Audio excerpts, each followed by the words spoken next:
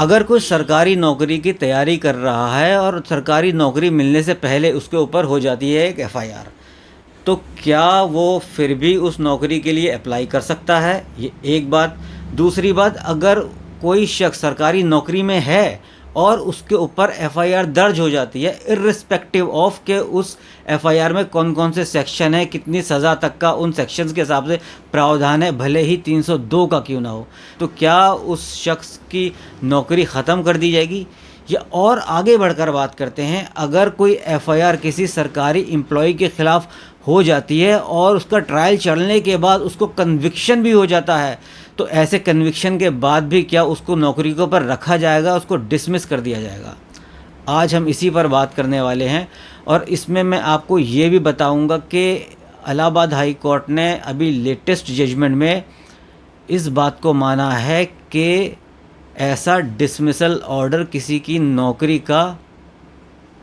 मान्य नहीं है, पर वहाँ पर कुछ टेक्निकलिटीज़ हैं। इस वीडियो में मैं आपको बताऊंगा कि वो क्या टेक्निकलिटीज़ हैं, और उस बात को समझने के लिए आपको फैक्ट्स समझने पड़ेंगे थोड़े से। तो मैं उसके फैक्ट्स पर अब बात करता हूँ। होता क्या है, एक शख्स है जिसको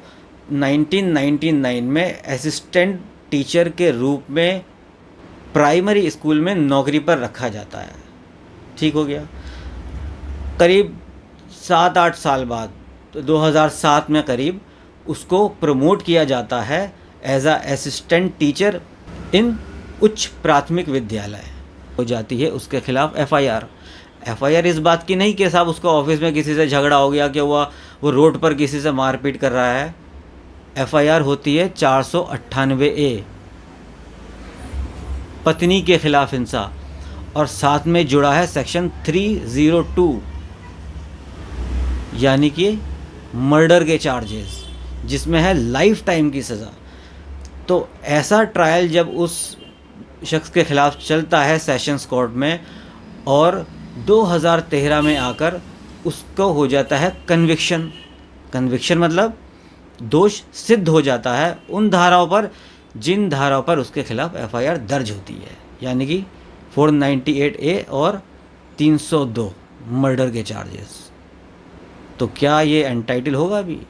देखिए, इलाहाबाद हाई कोर्ट ने इसके हक़ में बात तो करी है,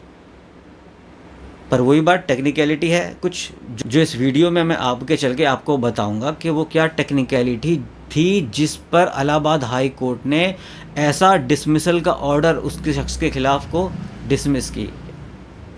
बहरहाल, जब उसको कन्विक्शन हो जाता है ट्रायल कोर्ट से, तो ट्रायल कोर्ट का जब कन्विक्शन होता है तो उसके बाद उसको जुडिशल कस्टडी में ले लिया जाता है इन 2013, और करीब 10 साल बाद 2023 में जब वो उस कन्विक्शन के ऑर्डर को चैलेंज करके हाई कोर्ट गया होगा, फिर उसके बाद वो सुप्रीम कोर्ट आया होगा, इस दौरान ऑनरेबल सुप्रीम कोर्ट उसको 2023 में बेल दे देती है। अब जब 2023 में उसको बेल मिल जाती है तो वो एक representation district basic education officer जो है उसके पास एक अपना रिप्रेजेंटेशन भेजता है कि साहब मेरे को अब बेल मिल गई है तो मुझे कम से कम नौकरी पर बहाल किया जाए। तो उस लेटर के रिवर्ट में जो डिस्ट्रिक्ट बेसिक एजुकेशन ऑफिसर है वो एक लेटर भेजता है और उसमें उसको बताता है कि आपका जब 2013 में कन्विक्शन हुआ था तो उसके बाद 2014 में हमने आपको सर्विसेज से डिसमिस कर दिया है। तो जब उसको डिस्ट्रिक्ट बेसिक एजुकेशन ऑफिसर का ये लेटर मिलता है जिसमें उस लेटर के थ्रू ये बताया जाता है कि उसकी सर्विसेज तो 2014 में ही डिसमिसल कर दी गई हैं, और इस लेटर के साथ में डिस्ट्रिक्ट बेसिक एजुकेशन ऑफिसर उस ऑर्डर की कॉपी भी लगाता है जो 2014 में उसके खिलाफ ऑर्डर पास हुआ था, जिसके बेसिस पर ये उसको बताया जाता है कि उसकी सर्विसेज डिसमिस कर दी जा चुकी हैं। इस ऑर्डर को जो 2014 का था और इस लेटर को जो अभी उसके जवाब में 2024 में इसने भेजा था बेसिक शिक्षक अधिकारी ने, इन दोनों ऑर्डर्स को वो चैलेंज करता है रिट पिटीशन फाइल करके ऑनरेबल हाई कोर्ट में, और साथ में ये प्रेयर भी की कि उसको रीइंस्टेट किया जाए उस नौकरी पर। तो ऑनरेबल हाई कोर्ट ने दोनों ही पार्टीज़ को सुना और ऑनरेबल सुप्रीम कोर्ट के हाई कोर्ट्स के काफ़ी जजमेंट्स को कंसीडर करने के बाद ऑनरेबल हाई कोर्ट ने ये माना कि वो जो लेटर था 2024 में वो और जो ऑर्डर पास हुआ था 2014 का उसको डिसमिस किया रिट पिटिशन को अलाउ किया। अब सवाल ये था कि वो अलाउ क्यों किया गया, क्योंकि एक आर्टिकल है 311 सब आर्टिकल 2, उसमें इस बात को कहा जाता है कि किसी भी गवर्नमेंट एम्प्लॉय को डिपार्टमेंटल इंक्वायरी के बिना डिसमिस नहीं किया जा सकता,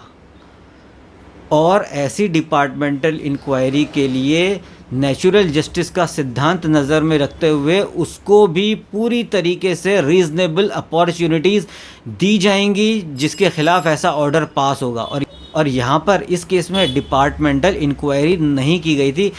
बस जो कन्विक्शन हुआ था ट्रायल कोर्ट से उसको बेस बनाने के बाद जो बेसिक शिक्षा अधिकारी था उसने जो पेटिशनर था उसकी सर्विसेज को डिसमिस किया। तो यहाँ पर ऑनरेबल हाई कोर्ट ने जो रिट पिटिशन थी उसको अलाउ किया और बेसिक शिक्षक अधिकारी को ये आदेश पास किया कि वो 2 महीने के अंदर इस ऑर्डर की कॉपी जब आपको सर्टिफाइड मिले उस डेट से 2 महीने के अंदर आपको अपना फ्रेश डिसीजन कंसिडरेशन देना है, और वो भी in light of article 311 sub article 2